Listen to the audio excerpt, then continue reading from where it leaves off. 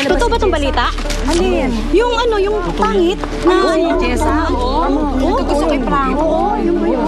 Kaya pala hindi lumalabas si Jessa. Kaya pala.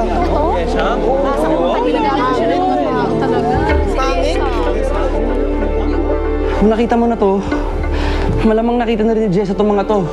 Malamang. It's all over the newsstands. Sa labas ng bahay nila kuha ang mga photos na to. Sama nila. Pati si Jessa dinamay nila. Kailangan kong makausap si Jessa. Pupuntahan mo? Teka na, Angelo. Wag! Angelo, anong masasabi mo na meron daw kayong relasyon ng alalay mo? Paano mo napatugan ng pangit na yun? Anong nakita mo sa kanya? Oo nga, kung saan ko namin nalaman yung question niya. Oo, yun yun. Oo, si Jessa. Yung pangit ang mukha. Isang unconfirmed source ang nagsabi na may bagong flavor of the month daw itong si Angelo Soriano pagkatapos ng kanyang on and off relationship sa socialite na si Cleo Salcedo.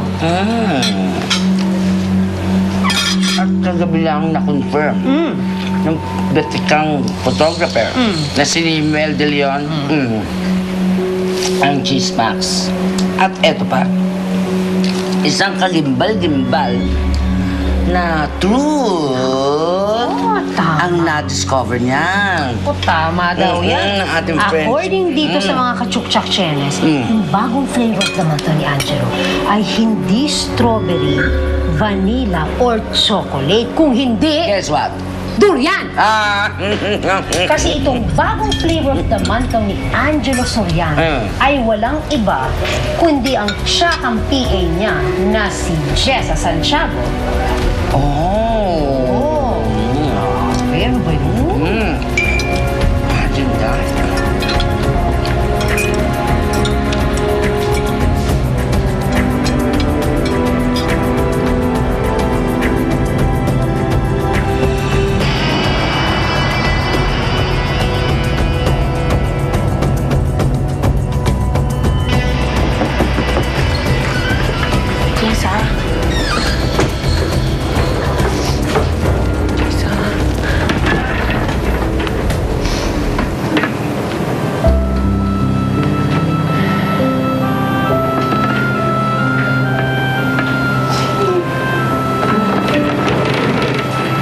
Bakit ba nangyayari to?